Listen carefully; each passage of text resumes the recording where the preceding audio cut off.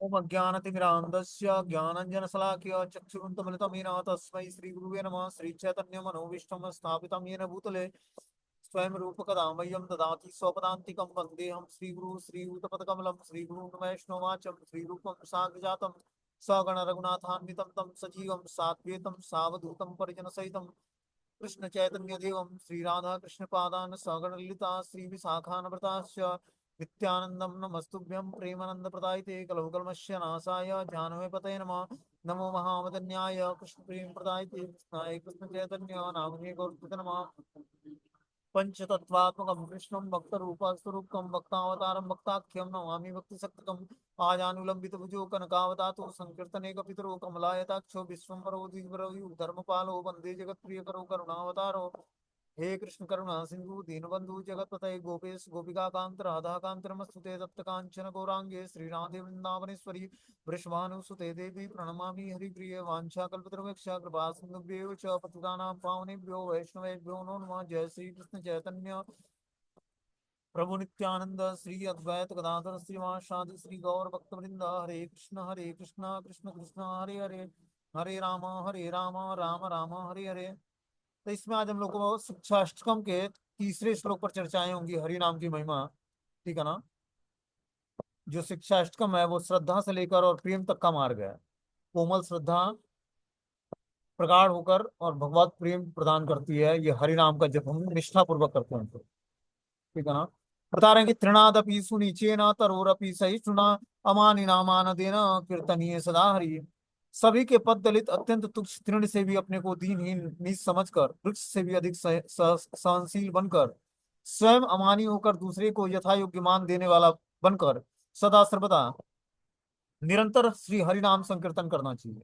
यहाँ पर हरि नाम की महिमा बताई जा रही है कि सभी के पद दलित अत्यंत तुच्छ तृण से भी अपने को दीनहीन नीच समझकर और वृक्ष से भी अधिक सहनशील बनकर स्वयं को अमानी होकर और दूसरे को यथा योग्य मान देने वाला व्यक्ति सदा सर्वदा भगवान के नाम का संकीर्तन कर सकता है।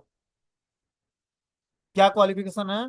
पहले अपने को तृण से भी अधिक विनम्र बनाना पड़ेगा और वृक्ष से भी अधिक सहनशील बनना पड़ेगा। जैसे वृक्ष क्या होता है, जब कोई व्यक्ति उसको काट देता है उसके बाद भी उसकी लकड़ियां जलाने के काम आती हैं या यज्ञ यज्ञ में काम आती हैं। ठीक है ना। और जब तक हरा भरा रहता है तब तक वो क्या करता है, लोगों को शीतलता प्रदान करता है, फल फूल सब कुछ देता है। तो जब हरा भरा रहता है तब भी दूसरे के काम आता है, और जब सूख जाता है या काट दिया जाता है उसके बाद भी किसी और के काम आता है। तो इसी तरह भक्तों को बनना पड़ेगा, तभी वो निरंतर भगवान के नाम का संकीर्तन मतलब सहनशील बनना पड़ेगा। और तृण से भी अधिक विनम्र। तृण पर घास पर जब कोई व्यक्ति पैर रखता है तो घास दब जाता है, और फिर जब पैर उठाता है तो फिर से घास जो है खड़ा हो जाता है। उसी तरह विनम्रता धारण करनी पड़ेगी हमें, तब जाकर निरंतर हम और यथा योग्य सबको सम्मान देना पड़ेगा। अपने सम्मान की इच्छा छोड़कर सबको यथा योग्य सम्मान देने वाला व्यक्ति सदा हरि नाम का संकीर्तन कर सकता है। और जब आप 24 घंटे भगवान का नाम का संकीर्तन करना चाहते हो तो ये योग्यता है चैतन्य महाप्रभु के अनुसार। चैतन्य महाप्रभु बता रहे हैं कि तृणादपि सुनीचेन तरोरपि सहिष्णुना अमानिना मान देना कीर्तनीय सदारी। और जब आप निरंतर भगवान के नाम का कीर्तन करना चाहते हो तो तृण से भी अधिक विनम्र, वृक्ष से भी अधिक सहिष्णु, और अपने मान की इच्छा ना करने, अपने रिस्पेक्ट की इच्छा ना करके सबको सम्मान प्रदान करना यथा योग्य। तब जाकर आप निरंतर भगवान के नाम का संकीर्तन कर पाओगे। होते हैं कृष्ण महिमा ज्ञान में तत्त्रियों में 43वें श्लोक में बताया गया है कि कृष्णो रक्षितो नो जगत्त्रयम् गुरु कृष्णो ही विश्वम्बर कृष्णादेव समुत्थितम जगद्वित्य कृष्ण लयम गच्छति कृष्णे तिष्ठति विश्वमेतद् अखिल कृष्णस्य दासां वयं कृष्णेना अखिल सद्गति वितरितां कृष्णाय तस्मै नमः। त्रिजगत में गुरु श्री कृष्ण ही हमारी रक्षा करते हैं। विश्वम्भर कृष्ण ही विश्व का सब प्रकार से भरण पोषण करते हैं। यह जगत कृष्ण के अर्थात उनकी बहिरंगा शक्ति के द्वारा प्रकाशित होती है। पुनः समयानुसार समस्त जगत उन्हीं में लय हो जाता है। कृष्ण समस्त विश्व में व्याप्त हैं अथवा समस्त विश्व कृष्ण में स्थित है। हम सभी कृष्ण के नित्य दास हैं।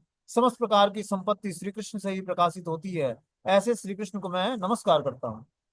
क्या बोलते हैं कि त्रय जगत जो है, जो धरती के ऊपर 7 प्लेनेट हैं, फिर धरती है बीच में, और धरती के नीचे 7 लोक हैं। इस त्रय लोकों में श्री कृष्ण ही मात्र एक रक्षक हैं।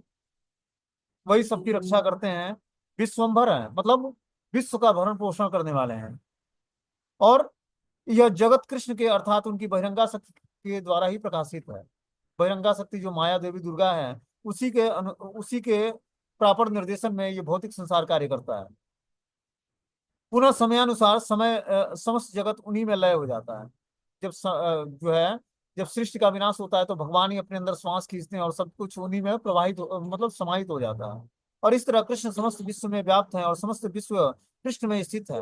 हम सभी कृष्ण के नित्य दास हैं और समस्त प्रकार की संपत्ति श्री कृष्ण से ही प्रकाशित है। तो हम सब जीवात्मा जितने भी हैं इस भौतिक संसार में, सब जो है भगवान कृष्ण के नित्य दास हैं। और समस्त प्रकार की संपत्ति श्री कृष्ण से ही प्रकाशित होती है। ऐसे भगवान श्री कृष्ण को मैं नमस्कार करता हूँ। इस पर भक्ति विनोद ठाकुर जी कमेंट्री लिखते हैं कि साधक नाम करते करते पुनः पुनः श्री कृष्ण नाम की महिमा गान करते हैं। उनके युगल चरणों में प्रणाम और प्रार्थना करते हैं, हे कृष्ण मुझे दर्शन देकर मेरी प्राण रक्षा करो। आप जगत का भरण पोषण कर विश्वम्भर नाम सार्थक करते हैं। मैं भी तो जगत में ही हूँ, मेरी भी आप रक्षा कीजिए। आपसे जगत का सृजन पालन और लय होता है। आपके लोक कूप में करोड़ों जगत अवस्थित हैं। अतएव जगत में अवस्थित मैं भी आपका तुच्छ अनुचर हूँ, मुझ पर भी कृपा करें। हे प्रभु, आपने आहितकी की कृपा करके जीवों को मनुष्य देह में जन्म दिया है। वह केवल भगवत जन के लिए ही दिया है, क्योंकि भगवत जन के बिना यह सारा जगत व्यर्थ है। यह भक्ति ही आपकी कृपा के बिना नहीं मिल सकती है। आप हम पर भी कृपा करें। इस तरह से जो साधक भक्त होता है वो भगवान श्री कृष्ण से यही प्रार्थना करता है कि हे प्रभु, आपकी महिमा का मैं गान करता रहूं, आपके युगल चरणों में मैं प्रणाम और प्रार्थना करता रहूं। हे कृष्ण, आप मुझे निरंतर दर्शन देकर मेरे प्राणों की रक्षा करते रहें। आप जगत का भरण भरण पोषण करने वाले विश्वम्भर नाम अपना सार्थक करते हैं कि भगवान कृष्ण ही पूरे सृष्टि को भरण पोषण करते हैं, पालन करते हैं। और इस तरह से उनका जो विश्वम्भर नाम है वो सार्थक करते हैं भगवान। मैं भी जगत में हूँ और मेरी भी आप रक्षा कीजिए। आपसे जगत का सृजन पालन और लय होता है। आपके लूम रूम से करोड़ों जगत अवस्थित होता है। अतएव जगत में अवस्थित मैं भी आपका तुच्छ अनुचर हूँ, मुझ पर भी है प्रभु आप कृपा करें।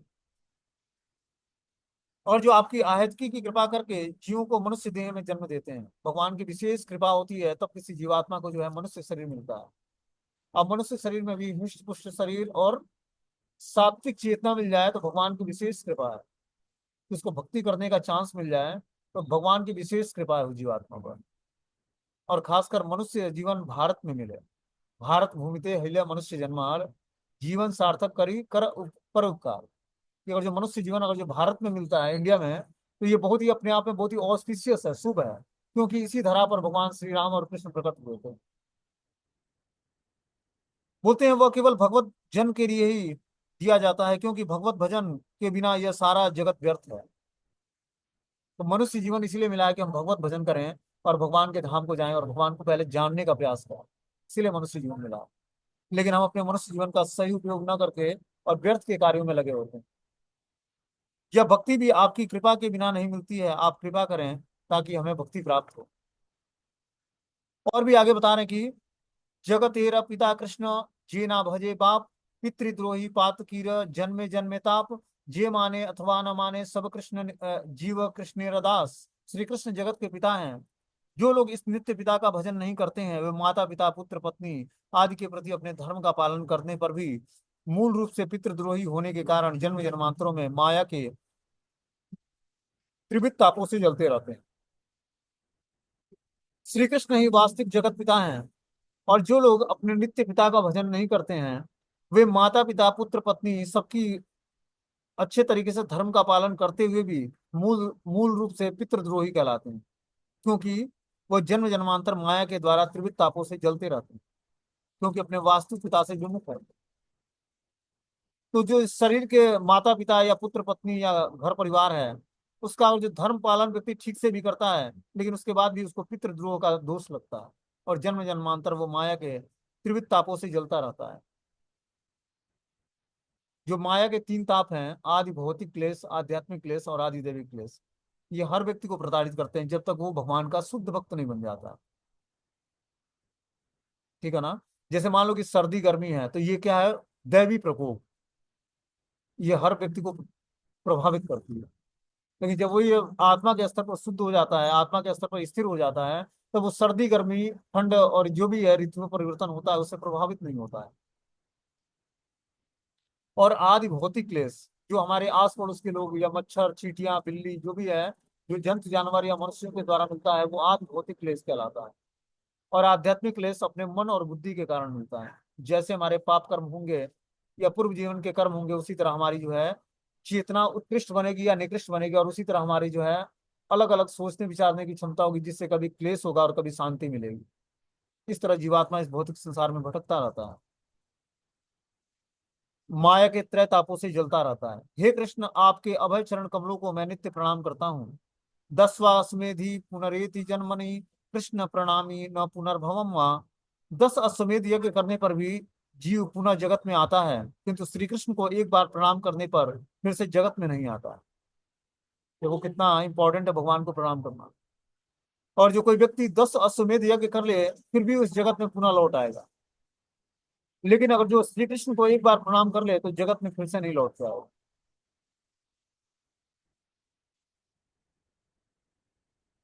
बोलते हैं कृष्ण भजन में व्याकुलता ये कैसे उत्पन्न होगी। इसके लिए बोलते हैं कि कृष्ण तोदीय पद पंकज पांजरात्रम अद्वैय में विसतु मानस राजहंसम, प्राणम प्राण प्रयाण समय कपवात पित्तम, कंठावरोधन विदो भजनम उतस्ते। हे कृष्ण, मेरी प्रार्थना है कि मेरा मानस राजहंस आपके पद कमल रूपी पिंजरे में आबद्ध होकर रस सागर में निवास करे। प्राण निकलते समय कंठ कफ वात पित्त द्वारा अवरुद्ध हो जाता है, उस समय आपके नाम का स्मरण किस प्रकार होगा।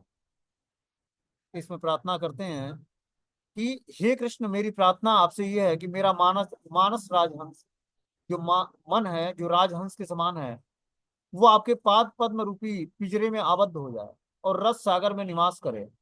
प्राण निकलते समय क्या होता है कि कंठ जो है कफ वात पित्त द्वारा अवरुद्ध हो जाता है, और उस समय मैं आपके नाम का स्मरण कैसे कर पाऊंगा। इस पर भक्ति विनोद जी ठाकुर जी कमेंट्री लिखते हैं कि वृथा दिन याये मोर भजिया संसारे, ये मानस राजहंस भजकु तुम्हारे। अज्ञ तुम्हार पाद पद्म पंजरे बद्ध है, ठाकु हंस रसी रसागरे। ये प्राण प्रयाण काले कफ वात पित्त, करिवेक कंठ अवरुद्ध अप्रफुल्ल चित्त। तखन जीवाय ना स्फुरे तब नाम, समय छाड़ी ले किसे हबे सिद्ध काम। चल मैं ये जो पंक्तियां हैं ये बंगाली में है, ऊपर संस्कृत में है, उसके नीचे जो है भक्ति विनोद ठाकुर जी बंगाली थे, तो अपनी वो बंगाली में लिखे हैं उन्होंने अपने हृदय की पुकार को हरि नाम प्रभु के। बोलते हैं इसका तात्पर्य कि नाम भजनशील व्यक्ति जितना अधिक हरि नाम करते हैं उनकी ही उन, उतनी ही पश्चाताप आरती हृदय में वृद्धि होती है। जितना ही व्यक्ति भजन करेगा उतना ही उसके हृदय में आर्तता आएगी। आर्ता मतलब क्या बोलते हैं, आर्त मतलब दीनता। उसके हृदय में दीनता प्रकट होगी और पश्चाताप प्रकट होगा अपने पूर्व कर्मों को लेकर, कि हे प्रभु आपने आपकी आज तक हम पर कृपा नहीं। जिस पर कृपा होती है उसको लगता है नहीं कि हम हमारे ऊपर भगवान की कृपा है, और जिस पर कृपा नहीं होती है उसको लगता है बहुत कृपा है, बहुत कृपा है। बोलते हैं कि नाम भजनशील जो व्यक्ति है जितना अधिक हरिनाम करते हैं उतना ही अधिक उनके हृदय में पश्चाताप और आर्त हृदय में वृद्धि होती है। उनके अंदर आर्तता आती है, आर्ता मतलब दीनता आती है। दिवा रात्रि हरिनाम करके भी वह सोचते हैं कि अहो संसार में नाना प्रकार के विषयों की चिंता करते करते मेरा दिन वृथा ही चला जा रहा है। नाम प्रभु के चरणों में मेरा मन नहीं लग रहा है। हे प्रभु, मेरा किस प्रकार उद्धार होगा। जो व्यक्ति जितना ही नाम जप करता है उसके हृदय में ये बात प्रकट होती है कि मेरा तो जीवन जो है वृथा ही हरि नाम के बिना मैं संसार में नाना प्रकार के विषयों का चिंतन करते हुए मेरा दिन जो है वृथा ही मैं गवाता जा रहा हूँ। और इस तरह से नाम प्रभु के चरणों में मन लगा, मेरा मन नहीं लग रहा है। उसके हृदय में ये बात प्रकट होती है कि मैं अपना वृथा ही जीवन गंवाया जा रहा हूँ, और जो नाम प्रभु है उनके चरणों में मेरा मन नहीं लग रहा है। हे प्रभु, मेरा किस प्रकार उद्धार होगा। जबकि वो हमेशा भगवान का नाम जप करता है, लेकिन उसके हृदय में ये बात प्रकट होती है। और जो कम नाम जप करता है या नहीं करता है उसको लगता है कि मैं तो सफिशियंट नाम जप कर रहा हूँ, लेकिन जो ज्यादा से ज्यादा नाम जप करता है उसके हृदय में ये बात प्रकट होती है कि मेरा नाम जप में कोई रुचि नहीं है, और न ही मेरा मन जो है भगवान के चरण कमलों में लगता है, न ही भगवान के नाम में लगता है। हे प्रभु, हमारा उद्धार कैसे किस प्रकार होगा? आपके चरणों में मेरा निवेदन है कि मेरा मन रूपी राजहंस आपके चरण कमल रूपी पिंजरे में आबद्ध होकर सुधा का निरंतर पान करता रहे।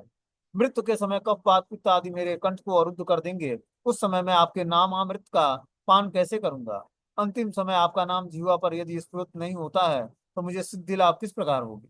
हे प्रभु, मैं आपके चरण कमलों में यही प्रार्थना करता हूँ कि शरीर प्रयाण काल के समय मैं आपके नाम का उच्चारण उच्चारण करते करते ही शरीर का त्याग करूं। ये परम सिद्धि है कि जब व्यक्ति जीवन के अंत समय में जब शरीर का त्याग करता है तो नाम जप करते हुए, और जो शरीर का त्याग करता है तो भगवान का स्मरण करते हुए करेगा तो भगवान के धाम जाएगा। समझ लो बात को। वही प्रार्थना कर रहे हैं यहाँ पर भक्ति विनोद ठाकुर जी कि अंतिम समय जब आपका नाम जीवा पर यदि स्फुरित नहीं होता है तो मुझे सिद्धि लाभ किस प्रकार होगा? हे प्रभु, मैं आपके चरण कमलों में यही प्रार्थना करता हूँ कि प्रयाण काल के समय मैं आपके नाम का उच्चारण करते करते मैं शरीर का त्याग करूं। ये ऐसी आप हम पर कृपा करें। अब जो है अगला श्लोक बता रहे हैं यमुना सूत्र से निम्न छंद श्लोक में, इसमें दैन्यता प्रकट कर रहे हैं कि न धर्मनिष्ठो अस्मिन् न चात्मवेदी न भक्तिमास्त्व उच्चारत उच्चारणार्थ बिंदे अकिंचनो अनन्य गतिम शरण्यम त्वदपाद मूलम शरणम प्रपद्ये। न तो मैं धर्मनिष्ठ हूँ, न ही आत्मज्ञानी हूँ। आपके चरण कमलों की भक्ति भी मेरे हृदय में नहीं है। हे शरण्य, मैं अन्य गतिहीन हूँ। आप ही मेरी एकमात्र गति हैं। मैं अकिंचन होकर भी आपकी शरण ग्रहण करता हूँ। आप मुझ जैसे अधम पतित का उद्धार करने के लिए ही पतित पावन बने हैं। मैं आपका नित्य दास हूँ और आप मेरे नित्य ही स्वामी हैं। इस तरह से भक्ति विनोद ठाकुर जी प्रार्थना करते हैं कि न तो मैं धर्मनिष्ठ हूँ, न तो मैं धर्म का पालन करता हूँ, धर्म के प्रति मेरी निष्ठा है, न ही मैं आत्मज्ञाता हूँ, न ही मैं आत्मज्ञान को प्राप्त किया हूँ। आपके चरण कमलों की भक्ति में भी मेरे हृदय में नहीं है। मेरे हृदय में आपकी चरण कमलों की भक्ति भी नहीं है। हे शरण्य, मैं अंत अन्य गतिहीन हूँ। मेरी कोई गति नहीं होने वाली है। आप ही एकमात्र गति है हमारे। मैं अकिंचन होकर आपकी शरण ग्रहण करता हूँ। आप मुझ जैसे अधम पतित का उद्धार करने के लिए ही पतित पावन बने। हे प्रभु, आप मुझ जैसे अधम का उद्धार करने के लिए ही आपका नाम पतित पावन पड़ा है। आप मेरा भी उद्धार कीजिए। मैं आपका नित्य दास हूँ तथा आप मेरे ही नित्य स्वामी हैं। बोलते हैं कि हरि हे धर्म निष्ठा नाही मोर आत्मबोध वा सुंदरम भक्ति नाही तुम्हारा चरण अतएव अकिंचन गतिहीन दुष्ट जन रत सदा आपन वचने पतित पावन तुम्ही पतित अधम आमि तुम्ही मोर एकमात्र गति तव पाद मूले पेनु तुम्हारा शरण लेनु आमि दास तुम्ही नित्य पति। बोलते हैं कि साधक अत्यंत दीनहीन भाव से भगवान के निकट प्रार्थना करता है कि हे प्रभु, मुझ में धर्म निष्ठा भक्ति तथा ज्ञान नहीं है। मैं आपके मैं कैसे आपके चरण कमलों का स्मरण करूं? आप पतित पावन हैं और दीनहीन जनों को भी अपने चरणों में स्थान देते हैं। इसलिए मुझ जैसे पतित का आप उद्धार करें, तभी आपका पतित पावन नाम सार्थक होगा। भगवान का नाम है पतित पावन। तो जब पतितों का उद्धार करते हैं तब उनका पतित पावन नाम सार्थक होता है। बोलते हैं कि साधक अत्यंत दीनहीन भाव से भगवान के निकट प्रार्थना करता है। क्या प्रार्थना करता है कि हे प्रभु, मुझ में धर्म नहीं है, न ही निष्ठा है, न ही भक्ति है, न ही ज्ञान है। मैं कैसे आपके चरण कमलों का स्मरण करूं? आप पतित पावन हैं और दीनहीन जनों को भी अपने चरण में स्थान देते हैं। इसलिए आप जैसे पतित का भी उद्धार करें और तभी आपका पतित पावन नाम सार्थक होगा। इस तरह भक्त जो है, साधक भक्त जो है, भगवान के सामने दीनहीन भाव से प्रार्थना करता है, तब जाकर भगवान की कृपा होती है। आगे बता रहे कि न निंदन्ति कर्म तदस्ति लोके सहस्रसो जन्म मया व्यधाति सो अहम विपाका वसरे मुकुंदम क्रंदामि संप्रत्य गति सत्ववाग्रे। हे प्रभु, हे हरि, मेरा कोई भी दुष्ट कर्म नहीं है जो मैंने न किया हो, अर्थात सभी दुष्ट नीच कर्म मैंने सहस्त्र सहस्त्र बार किए हैं। इस कर्मों का मैं भोग लूंगा। हे हरि, मैं देख रहा हूं कि आपके बिना मेरी अन्य कोई गति नहीं है। आपके सम्मुख रो रो कर प्रार्थना कर रहा हूँ कि यदि आपकी इच्छा हो तो मुझे दंड दो। इस अकिंचन देह कि आप ही एक दंडधारी स्वामी हो। तो देखो अगले प्रार्थनाओं में क्या बोलते हैं भक्ति ठाकुर जी की, हे प्रभु, हे हरि, मेरा ऐसा कोई दुष्ट कर्म नहीं है जो मैंने न किया हो, अर्थात सभी दुष्ट और नीच कर्म मैंने सहस्त्रों बार किया है, हजारों बार किया। इन कर्मों का मैं भोग इन कर्मों को मैं भोग लूंगा, लेकिन हे हरि, मैं देख रहा हूं कि आपके बिना मेरी अन्य कोई गति नहीं है, इसलिए मैं आपकी शरण ग्रहण करना चाहता हूँ।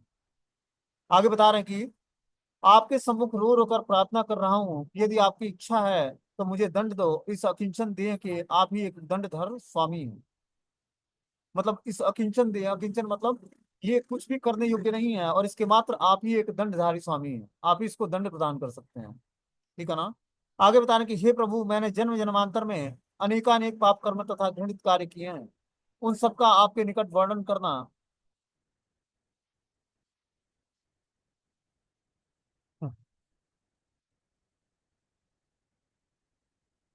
संभव नहीं है, किंतु आप सर्वज्ञ हैं, आप सब जानते हैं। अतएव मैं आपके सम्मुख तृण गुच्छ दांतों में धारण करके दीनता पूर्वक निवेदन करता हूँ, आप चाहें तो दंड देकर मेरा उद्धार कीजिए। हे प्रभु, समस्त अपराधों के कारण मैं माया द्वारा गन्ने की भांति पिसा जा रहा हूँ, इस अकिंचन जन को दंड देकर शोध करें। यदि मेरी आपके निकट क्रंदन युक्त विज्ञप्ति है, आपका एक नाम मुकुंद है, अर्थात आप जीवों को मुक्ति प्रदान करने वाले हैं, इसलिए मुझे भी इन पाप कर्मों से मुक्त करके अपने चरण कमलों की सेवा प्रदान करें।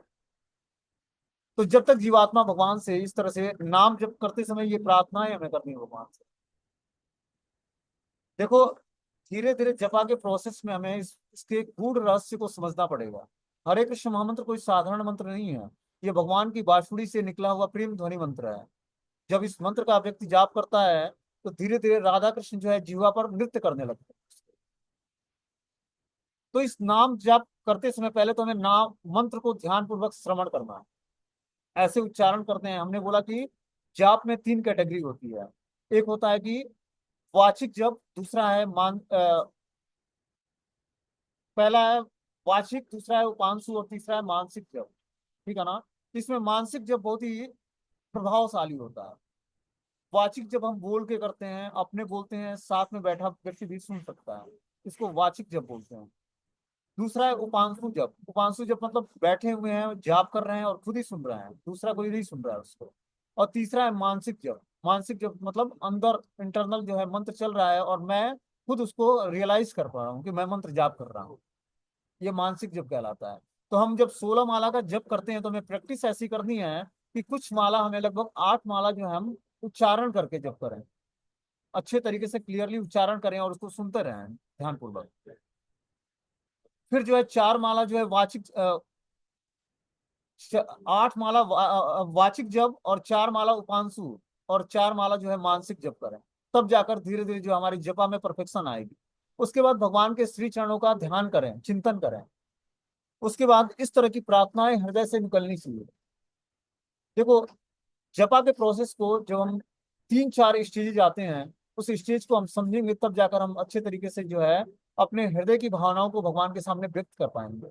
ये हरे कृष्ण महामंत्र के माध्यम से हम राधा कृष्ण की युगल सेवा मांगते हैं। और युगल सेवा जब मांगते हैं तो तुच्छता क्या हृदय में होनी चाहिए, वो ये भक्ति विनोद ठाकुर जी बता रहे हैं कि हृदय की स्थिति क्या होनी चाहिए जब हम भगवान के सामने नाम जप करते हैं।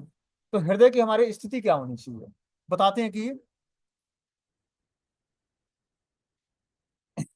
हे प्रभु, मेरा जन्म जन्मांतर में अनेक अनेक पाप कर्मों तथा घृणित कार्य किए हैं, उन सबका आपके निकट वर्णन करना संभव नहीं है, किंतु आप सर्वज्ञ हैं, आप सब कुछ जानते हैं। अतः मैं आपके सम्मुख तृणगुच्छ दांतों में धारण करके दीनता पूर्वक निवेदन कर रहा हूँ कि आप चाहें तो दंड देकर मेरा उद्धार कीजिए, या हे प्रभु, समस्त अपराधों के कारण मैं माया के द्वारा गन्ने की भांति पिसा जा रहा हूँ, उस अकिंचन जन को दंड देकर शोधन कर यही मेरी आपके निकट क्रंदन युक्त विज्ञप्ति है। तो हृदय की ये स्थिति होनी चाहिए कि हमारा जो, जब हम मंत्र जाप करते हैं तो हृदय से क्रंदन करना है, भगवान के सामने रोना है कि भगवान, जन्म जन्मांतर में बहुत सारे पाप कर्म किया हूँ। ठीक है ना। अब इस जन्म में मैं बहुत ही हमारा आपने आहितकी की कृपा करा है, जिसके कारण मुझे आपके नाम रूप गुण लीलाओं का श्रवण और कीर्तन करने का चांस मिला है। और अगर जो आप हम पर कृपा नहीं करेंगे तो हम अपने जन्म जन्मांतर के पाप कर्मों से छूट नहीं पाएंगे। पहले ये हरि नाम क्या करता है, हमने बताया कि जैसे हमने किसी के श्रीमुख से सुना कि आपको क्या करना है, हरि नाम का जप करना है, तो हमारे अंदर कोमल श्रद्धा जागृत हुई उस भक्त को लेकर। कि चलो हमारे जानने वाले हैं, इन्होंने बोला है तो हमें हरि नाम का जप करना है, तो हमारे अंदर कोमल श्रद्धा जागृत हुई उस भक्त के बातों पर। अब हमने हरि नाम का जप शुरू कर दिया। तो जब शुरू कर दिया, तो जब हम भक्तों का एसोसिएशन करते हैं, डिवोटी एसोसिएशन, तब जाप का नशा चढ़ता है। क्योंकि देखो, ये भक्ति भी एक नशा है, ठीक है ना। जब एक हमने बताया था कि जो ड्रिंकर होता है वो जब अपने संग में शराब पीता है तो उसको ज्यादा नशा आता है। उसी तरह जब हम एसोसिएशन में भक्ति करने का प्रयास करते हैं, तब हमें भक्ति का नशा आता है। क्योंकि जो सामने बैठा हुआ व्यक्ति है, जो भगवान का शुद्ध भक्त है, जिसकी कोई अन्य अभिलाषा नहीं है, जब हम उसके एसोसिएशन में नाम जप करते हैं, तो उसकी जो अच्छी क्वालिटी है, भगवान के प्रति जो उसकी निष्ठा है, रुचि है नाम जप में, वो धीरे धीरे अपने अंदर भी आने लगेगी क्वालिटी। देखो, एसोसिएशन बहुत इंपॉर्टेंट है स्पिरिचुअल लाइफ के लिए। जैसे एसोसिएशन में हम अपनी स्पिरिचुअल एक्टिविटी करते हैं, उसी तरह हमारे अंदर गुणों का कल्टीवेशन होता है।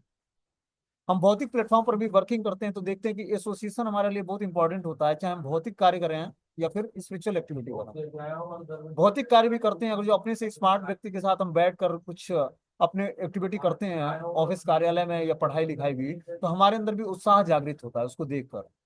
उसी तरह स्पिरिचुअल लाइफ में, आध्यात्मिक जीवन में भी हम जब अपनी भक्ति को ऑपरेट करते हैं, तो हम अपने से जब उत्कृष्ट भक्तों के साथ में बैठकर हरि नाम का जप करते हैं या कथाओं का श्रवण करते हैं या भगवत प्रसाद खाते हैं उनके साथ बैठ के, तो हमारे अंदर भी उन्हीं के समान इच्छा जागृत होती है भक्ति करने की। इसीलिए एसोसिएशन बहुत इंपॉर्टेंट है। जब हम एसोसिएशन में हरि नाम का जप करते हैं, तब जाकर धीरे धीरे जो अनर्थ निवृत्ति होती है। अनर्थ क्या होता है कि जन्म जन्मांतरों से अलग अलग जोनियों में भटकते हुए जीवात्मा जो है, इस जीवन में मनुष्य जीवन पाया, भगवान ने उसको इंटेलिजेंस प्रदान किया। उस इंटेलिजेंस का प्रयोग करना है, पहले हम अपने को जाने कि हमारी वास्तविक आईडी क्या है, कि हम भगवान श्री कृष्ण के नित्य दास हैं। इस दासता को पहचान कर और भगवान की जब हम नित्य सेवा में इंगेज होंगे, तब हमारे जीवन का वास्तविक उद्देश्य पता लगेगा कि वास्तविक उद्देश्य जो है जीवन का, भगवान की शरण ग्रहण करना है। क्योंकि जन्म जन्मांतरों में देखो मनुष्य जीवन मिला, ठीक है ना। इससे पहले कुत्ते, बिल्ली, बंदर, सुअर, चमगादड़, क्या क्या जोनियों में भटकता हुआ जीवात्मा कहीं मनुष्य जीवन पाता है। और मनुष्य जीवन में जब व्यक्ति का अखंड सौभाग्य जगता है, तब उसको कृष्ण भक्ति मिलती है। क्योंकि और देवी देवताओं की भक्ति में ये फैसिलिटी नहीं मिलती है, कोई जन्म मृत्यु के चक्र से छुटकारा प्राप्त करके भगवान के धाम चला जाए। उसको ये फैसिलिटी मिलेगी कि भोग की सुविधाएं मिल जाएगी। मान लो देवी देवताओं की पूजा करता है, माता दुर्गा की, भगवान शिव की, या अलग अलग देवी देवताओं की, तो उसको भोग की सुविधाएं मिल जाती हैं, सुख संपत्ति सब कुछ मिलेगा, ठीक है ना। शरीर के बीमारियां समाप्त हो जाएंगी, व्याधियां समाप्त। लेकिन क्या है, उसको प्रेमा भक्ति नहीं मिलेगी। जो भगवान से आदान प्रदान होता है, रिसिप्रोकेशन होता है, प्रेम का आदान प्रदान होता है, वो नहीं मिलेगा। जन्म मृत्यु का चक्र बंद नहीं होगा। और जन्म मृत्यु का चक्र जैसा कष्ट जो है और इस भौतिक संसार में कुछ भी नहीं है। जब व्यक्ति माता के गर्भ से बाहर निकलता है, तो माता के गर्भ में पहले तो 9 महीने मल मूत्र की थैली में उल्टा लटका होता है।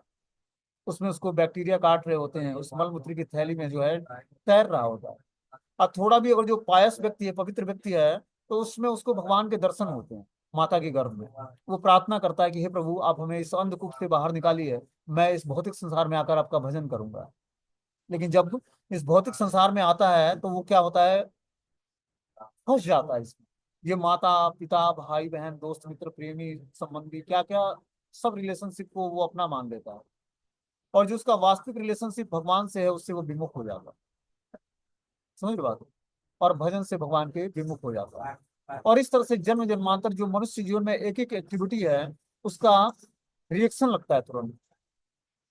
इसीलिए हमें मनुष्य जीवन में जो भी हम कर्म करते हैं, बहुत ही सोच समझकर और शास्त्रों की मर्यादा को ध्यान में रखते हुए कर्म करें। तब जाकर हम धीरे धीरे अपने पाप कर्मों से छूट पाएंगे। और ये बुद्धि कहाँ से आएगी, ये बुद्धि आएगी जब हम शार्पनेस के साथ डिवोटी एसोसिएशन में भगवान के नाम का जप करेंगे। इसीलिए तीसरा स्टेज बताया गया कि साधु संग। साधु संग में जब व्यक्ति भजन क्रिया करता है, तब जाकर अनर्थ निवृत्ति शुरू होती है। और फिर जाकर निष्ठा का लेवल आता है। निष्ठा लेवल पर जीवात्मा के 50% अनर्थ नष्ट हो जाते हैं और भक्ति में दृढ़ हो जाता है। और तब जाकर धीरे धीरे जो है उसको टेस्ट आने लगता है हरि नाम।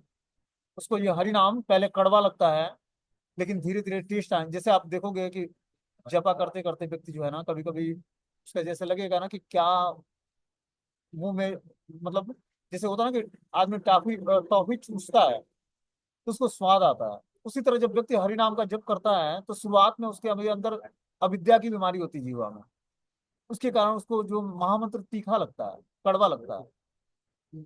लेकिन धीरे धीरे इसी महामंत्र का जब टेस्ट आने लगेगा, जब हमारी अनर्थ निवृत्ति हो जाएगी, जब निष्ठा के लेवल से आगे बढ़ेंगे, रुचि आएगी भगवान के नाम में, तब क्या होगा कि हमें टेस्ट आने लगेगा भगवान के नाम में, कि भगवान का नाम जो है मिश्री जैसा मधुर है। और फिर जाकर धीरे धीरे आपको और नाम जप करने की रुचि आने लगेगी, और फिर जो है आप हरि नाम से आसक्त हो जाओगे। आप 24 घंटे अपने जॉब बिजनेस में भी हर समय भगवान का नाम आपका स्मरण में रहेगा, और इस तरह से समस्त पाप कर्मों का कोई भी रिएक्शन, समस्त कर्मों का कोई रिएक्शन नहीं लगेगा, जब आप निरंतर भगवान के नाम का स्मरण करते रहो। और तब जाकर मनुष्य जीवन हमारा सार्थक होगा। ये मनुष्य जीवन मिला है आत्म साक्षात्कार के लिए। जब व्यक्ति अपने माइंड का 3 से 4% या 5% उपयोग करता है तो जॉब बिजनेस कर लेता है, परिवार का पालन पोषण कर लेता है। कितना? 3 से 5% बुद्धि का उपयोग करके। वही जीवात्मा जब 10 से 12% माइंड का उपयोग करता है तो साइंटिस्ट बन जाता है, कुछ खोज लेता है, कुछ आविष्कार कर लेता है। लेकिन जब वही जीवात्मा 15 से 20% अपने माइंड का उपयोग करता है, तब इस भौतिक संसार में आध्यात्मिक साउंड वाइब्रेशंस को कैच करके और आध्यात्मिक संसार में और भौतिक संसार में बैलेंस बना पाता है। ये शार्पनेस आएगी कैसे? ये आएगी हरि नाम के जप से। जब व्यक्ति हरि नाम का जप करेगा तो उसका भौतिक जीवन भी मेंटेन हो जाएगा और आध्यात्मिक जीवन भी मेंटेन हो जाएगा। क्योंकि जीवात्मा के दो धर्म हैं। वो बस जीवात्मा जब तक आध्यात्मिक एजुकेशन सुनता सीखता समझता नहीं है, तब तक उसको बस अपना एक ही धर्म पता है कि हमें अच्छे से धन कमाना है, पहले पढ़ाई लिखाई करनी है, धन कमाना है, विवाह करना है, बच्चे बनाने हैं, उसके बाद जो है बच्चों की परवरिश करके और शरीर का त्याग कर देना है। जीवन का यही उद्देश्य है। और ये उद्देश्य कुत्ते का भी होता है। कुत्ता भी जो है, उसकी भी मेल फीमेल का जोड़ा होता है, वो भी बच्चे बच्चे पैदा करता है अपनी सुरक्षा के लिए। वो भी जो है किसी के घर में घुस जाता है या फिर किसी गाड़ी के गैरेज के नीचे रहता है। वो भी अपने अपने बच्चों की परवरिश देता है, उसको भी वो दौड़ना चलना सीखना मतलब उसको अपनी सारी चाल से वाकिफ कराता है, उसको भी सारी ट्रेनिंग देता है बच्चों को भी। और फिर जाकर उसका भी अंत हो जाता है। तो मनुष्य जीवन में और पशु जीवन में अंतर क्या है? मनुष्य जीवन में भगवान ने इंटेलिजेंस प्रदान किया, बुद्धि प्रदान किया, ताकि आप बुद्धि का सही उपयोग करके पहले अपने को जान लो। हम अपनी वास्तविक आईडी नहीं जानते हैं। वास्तविक आईडी हमारी है कि हम भगवान से विमुख होकर इस भौतिक संसार में, जब भगवान के समान ही भोग करने की मनुष्य के अंदर टेंडेंसी जागृत होती है, तब वो भौतिक संसार में आता है और माया के ग्रस्त में आकर भगवान जैसा ही भोग करने की इच्छा जागृत होती है उसके अंदर।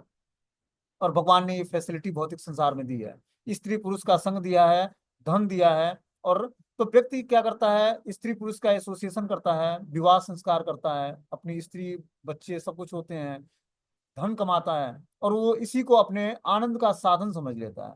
लेकिन वास्तविक आनंद जब मिलेगा, जब परमानंद भगवान श्री कृष्ण से जुड़ेगा, तब उसको वास्तविक आनंद प्राप्त होगा, और तब वो अपने वास्तविक आनंद को जानेगा। होता क्या है कि जब तक व्यक्ति हायर टेस्ट को प्राप्त नहीं करेगा, तब तक उसको लोअर टेस्ट में ही फंसा रहेगा। एक बार जब व्यक्ति, एक भौतिक एग्जाम्पल, जैसे मान लो कि कोई व्यक्ति पनीर की सब्जी खा लेता है एक बार, तो उसको आलू की सब्जी अच्छी नहीं लगेगी। उसी तरह जब भगवत नाम का जप करके और भगवान का नाम रूप गुण लीलाओं की कथा का श्रवण कर लेगा, तब उसको धीरे धीरे जो है, जो भौतिक प्लेटफॉर्म पर जो वो कार्य करता है वो फीका लगने लगेगा।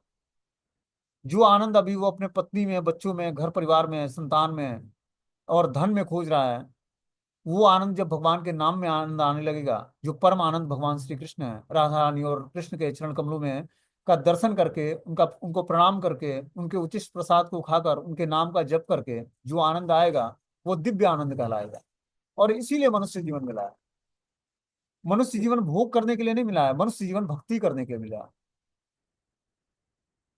हम अपने पारिवारिक जीवन में जाने का मतलब है, स्त्री पुरुष का एसोसिएशन का मतलब है कि दोनों मिलकर भगवान की भक्ति से जुड़े, अपने को जाने कि हमारा एक भगवान से मैं बिछड़ कर इस भौतिक संसार में क्यों कष्ट पा रहा हूँ,